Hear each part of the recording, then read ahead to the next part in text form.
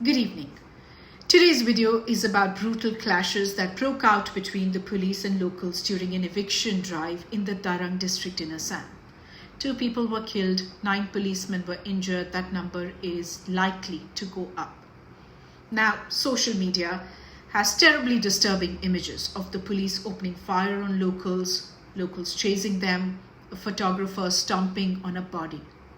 It's a story that has state violence, brutality, impunity, and so-called illegal immigrants. All of this is disturbing, but it's worthy of your time and attention.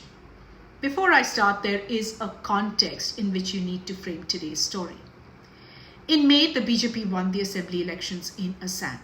One of their key promises was to evict encroachers from government land. Eviction drives have been on since May, led by top police officials, including the Superintendent of Police, Sushanta Biswa Sarma, also the Chief Minister's brother. Now, there are 2 distinctly different versions about the eviction that happened yesterday. First, the police, according to them, around 1,500 plus locals gathered when the evictions began. Sushanta Sarma says this mob pelted stones and attacked the police with machetes and spears, and so, in self-defense, they opened fire to disperse the crowd. Locals have a completely different version. They say the eviction notice came around midnight on Wednesday, saying they had to clear out by 6 a.m. the next morning. When the police arrived in the morning, they formed a human chain. They tried to stop them, and they claim they put forward demands of some kind of rehabilitation to be provided to them. They did all this even as they had begun to dismantle their homes, trying to take things like sheds, tin sheds, when the police started razing homes down with JCBs.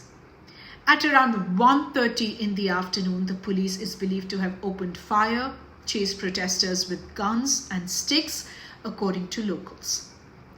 One of the videos doing the rounds shows a policeman opening fire at a bush where some of the protesters are hiding.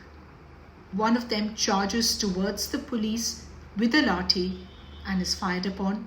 He falls to the ground, but the police keep beating him with lathis. A man in civilian clothes with a camera stomps on the body, punches it, and some policemen try to stop him. This man has been identified. He was hired by the district administration to document this eviction drive. He is now in custody. These images have obviously troubled many of you.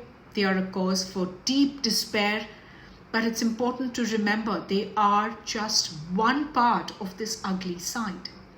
Let's fill in the blanks and also add more context that's needed to understand this violence and where it starts. Now, contrary to what is the first thought among many, that most of the residents being evicted are all illegal immigrants, well, they are not.